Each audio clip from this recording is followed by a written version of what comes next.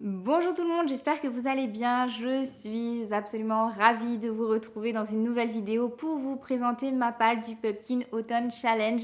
Comme chaque année, j'attends avec impatience le début de ce challenge qui marque le retour du froid, des feuilles qui tombent, de l'automne, tout simplement, qui est ma saison préférée. Je pense que vous êtes noyés sous des articles de blog, sous d'autres vidéos, sous des posts Instagram au sujet du Pumpkin Autumn Challenge. C'est vrai que c'est un challenge qui a un engouement assez incroyable et c'est bien normal, je crois. Mais voilà, moi aussi j'avais envie de partager ma palle et ce sera l'occasion pour vous de découvrir les romans que je compte lire ces prochaines semaines. Alors j'ai mes petites pompes avec moi. Regardez-moi ça, j'ai fait ça bien, hein. Moi qui n'aime pas du tout dessiner, je me suis même fendue de faire une petite citrouille pour l'occasion. Donc voilà, j'ai mes petites pompes juste ici. J'ai plutôt bien rempli mes catégories. Il y en a juste deux qui ne m'ont pas trop inspirée. Vous verrez ça. Donc peut-être qu'elles se rempliront plus tard au fur et à mesure. Peut-être que je me rendrai compte que certains des livres que j'ai choisis peuvent rentrer aussi dans ces catégories-là. On verra. Je me suis fixé, on va dire, deux règles supplémentaires. La première, c'est que j'avais envie de profiter de ce challenge pour diminuer ma palle. Donc, j'ai décidé de ne pas emprunter de livres à la médiathèque, ce que je fais quand même très fréquemment. J'ai décidé de ne pas acheter de nouveaux livres. Donc, ce sont vraiment que des livres qui sont dans ma palle depuis quelques temps. Le deuxième objectif, c'était de sortir un maximum de beaux livres. Alors, je sais pas vraiment pourquoi, mais en automne, j'aime bien lire des beaux livres. Donc, j'entends par beaux livres des livres qui ont des couvertures en hardback, qui ont des dorures, qui ont des illustrations à l'intérieur. Donc, vous verrez, c'est pas le cas de tous les romans, mais j'ai essayé de le faire au maximum. On va commencer tout de suite avec le premier menu qui est automne frissonnant et la première sous-catégorie qui s'intitule Je suis mais des vieux crocodiles. J'ai décidé de partir sur un roman policier. Il s'agit de La carrière du mal de Robert Galbraith, publié chez Grasset. Ce livre est dans ma palle depuis très longtemps. En plus, il n'est pas à moi, c'est ma maman qui me l'a prêté. Il était grand temps que je le lise. J'avais déjà lu les deux précédentes enquêtes du détective Cormoran Strike. Il me tardait vraiment de continuer. Donc là, ça y est, c'est chose faite et je peux d'ores et déjà vous dire que celui-ci, il sera lu puisque je vous tourne cette vidéo, on est donc le 3 septembre et le challenge a commencé depuis le 1er et donc j'ai commencé à le lire. C'est ma première lecture pour ce challenge. La deuxième sous-catégorie s'appelle Les chimères de la sylve rouge. Là, je suis partie sur le mot-clé macabre et j'ai sorti de ma palle, je pense que celui-ci vous l'avez beaucoup vu passer pour ce challenge, cette année et les années précédentes, Les Contes macabres d'Edgar Allan Poe, illustré par Benjamin Lacombe et publié chez Soleil dans leur collection Métamorphose. Ce livre également dans ma palle depuis des années et je ne sais pas pourquoi je ne l'ai pas encore lu.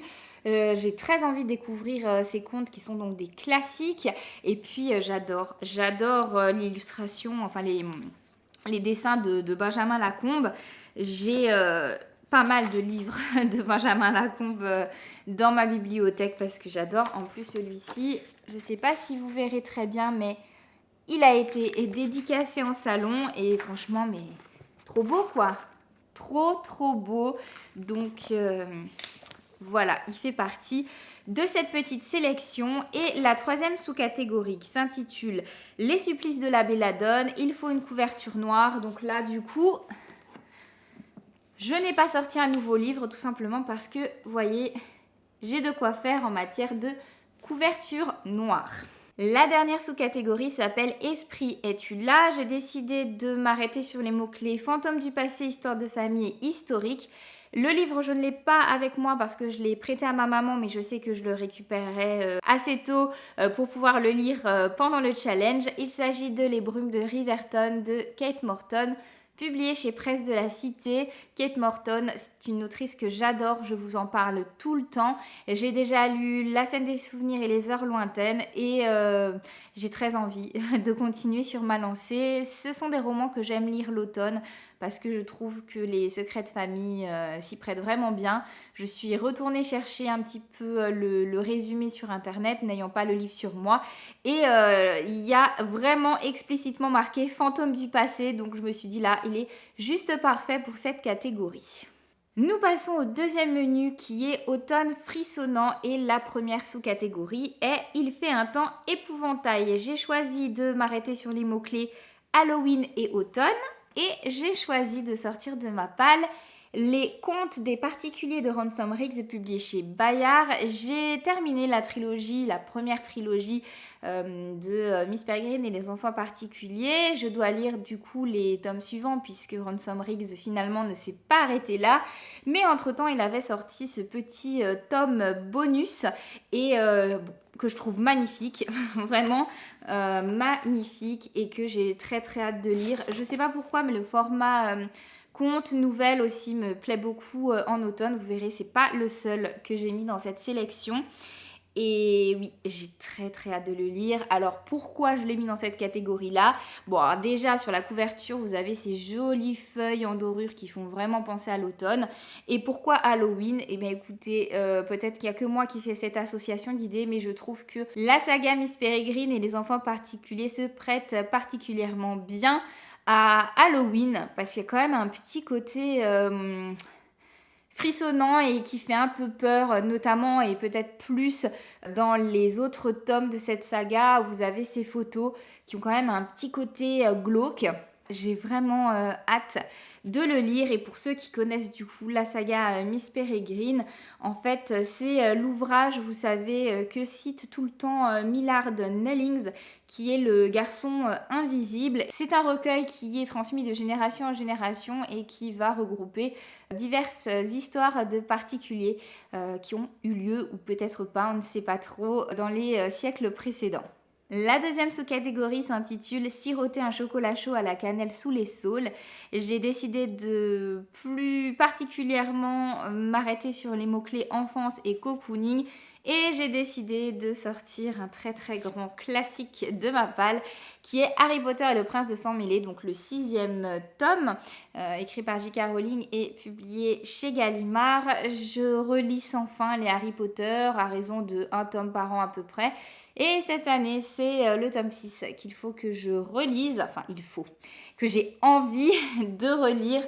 Et donc du coup, forcément, il fallait que je lui trouve sa place dans ce challenge puisque j'aime bien lire Harry Potter plutôt pendant les saisons froides. Ça me fait penser à l'enfance parce que c'est un roman qui m'a justement suivi pendant que j'ai grandi. J'avais quasiment l'âge d'Harry Potter, j'étais peut-être un tout petit peu plus âgée, mais voilà, ça a bercé mon enfance et mon adolescence. Cocooning aussi parce que, évidemment que si je le relis année après année, c'est que, évidemment, c'est une lecture doudou et donc je trouve que ça colle parfaitement à cette sous-catégorie. La troisième sous-catégorie s'appelle Fafnir ton assiette, sinon pas de piécettes. Et pour cette sous-catégorie, j'ai décidé de ressortir un recueil de contes, voilà le deuxième de cette palle. Il s'agit de Le Chant des Ronces, Contes de minuit et autres magies sanglantes, écrit par Leigh Bardugo et publié chez Milan. Pareil, c'est un livre un petit peu bonus qui accompagne tout l'univers de Grishaverse créé par Leigh Bardugo. J'ai déjà lu Six of Crows, la duologie, et j'avais envie de lire ce one-shot, avant de passer à la lecture de la trilogie Grisha. J'ai extrêmement hâte également de le lire, ça va se grignoter. J'adore, il est magnifique et pareil, vous avez de très jolies illustrations à l'intérieur. Il me tarde de le découvrir. La dernière sous-catégorie de ce menu s'appelle A Window to the Past. Là, j'ai pris tous les mots-clés. C'est un livre que je viens de vous présenter à l'instant. Donc sorcière, sorcier, SFFF, magie, émotion, nostalgie. Nostalgie qui colle particulièrement bien pour une relecture. Et puis bien sûr, A Window to the Past. Je vous laisse chercher, mais c'est une référence directe à... Oui, donc en fait, je vous laisse pas du tout chercher. Je vous spoil. À Harry Potter. Donc voilà, ce livre rentre parfaitement dans 2 catégories de ce menu. On passe enfin au troisième et dernier menu qui s'intitule Automne des Enchanteresses. C'est pour ce menu que j'ai eu le plus de mal à trouver des romans. Je trouve que c'est une excellente idée de la part de Guimauve d'avoir voulu intégrer des thématiques comme le féminisme, le militantisme, l'écologie et donc d'autres combats actuels qui sont très importants pour notre société. Mais pour ma part, j'ai très peu de livres qui peuvent rentrer dans cette catégorie dans ma bibliothèque. Et comme je vous le disais, j'avais pas envie d'en acheter exprès pour l'occasion ou d'en emprunter. Donc voilà, on va faire comme on peut, comme ça. Il y a donc deux sous-catégories où je n'ai pas de livres à vous proposer. Il s'agit de Les Rêves d'Aurore et Les Écailles de Mélusine. Peut-être que ça viendra au fil du challenge, peut-être pas. En tous les cas, je n'ai pas besoin de valider toutes les catégories, enfin toutes les sous-catégories de tous les menus pour valider mon challenge. C'est une bonne nouvelle, donc bon, je ne m'inquiète pas trop. Du coup, je vais vous présenter les deux autres. Donc la sous-catégorie Sarah Bernard, Monstre sacré. Je me suis arrêtée sur le mot-clé art et je ressors un livre que je vous ai déjà présenté encore une fois, mais bon, il faut être un petit peu malin, hein. Moi qui n'ai pas un énorme rythme de lecture, ça sert à rien que je vous présente 15 livres parce que je ne les lirai pas. J'ai sorti à nouveau Les Contes Macabres, tout simplement parce que pour moi les illustrations de Benjamin Lacombe, c'est de l'art, tout simplement, et donc je trouve que ça colle parfaitement à cette sous-catégorie. Et pour finir, la dernière sous-catégorie, Nausicaa de la vallée du vent, où je me suis arrêtée sur le terme nature. J'ai décidé de sortir de ma palle Forrestel, le troisième et dernier tome, Les Fidèles, publié chez Holo Éditions et écrit par Aline Maurice. J'ai vraiment très hâte de découvrir ce dernier tome. J'ai lu il n'y a pas si longtemps que ça le deuxième tome que j'avais adoré. C'est une saga un petit peu chouchou pour moi et je trouve que le mot-clé nature est tout à fait approprié puisque Forrestel, et je pense que voilà, le terme l'indique un petit peu, mais c'est un univers où il y a énormément de nature. La nature est mise en avant et mise en valeur. Il y a beaucoup de forêts et effectivement, il n'y a pas que ça. Et un des thèmes sous-jacents de cette histoire, c'est quand même de prendre soin de son monde et de ne pas l'abîmer comme nous, humains qui vivons sur la planète Terre, nous avons pu l'abîmer avec nos nombreuses nouvelles technologies. Donc il y a quand même un petit côté écologique aussi là-dedans, je suis en train de me dire. Donc voilà, franchement, ça colle parfaitement à cette dernière sous-catégorie. C'en est tout pour cette petite page, j'espère que cette vidéo vous a plu, qu'elle vous a peut-être donné des idées si vous-même vous n'avez pas tout à fait fini de compléter votre propre palle. Dites-moi si vous participez au Pumpkin Autumn Challenge, dites-moi quel livre vous avez décidé d'intégrer dans cette sélection et n'hésitez pas à me faire vos suggestions pour les deux sous-catégories où je n'ai pas trouvé de livre à ajouter. Je vais conclure cette vidéo en remerciant Guimauve pour tout le travail qu'elle fournit pour créer un super challenge. D'ailleurs, je pense que vous l'avez vu, elle a ouvert sa boutique Etsy en parallèle de ce challenge. Et pour ma part, j'ai craqué pour une petite illustration que j'ai hâte de voir rejoindre une des étagères de ma bibliothèque, histoire de me mettre encore plus dans le mood de l'automne et du froid, des citrouilles. Voilà, je vous laisse, je vous souhaite de belles lectures et je vous dis à bientôt pour une prochaine vidéo. Bye bye!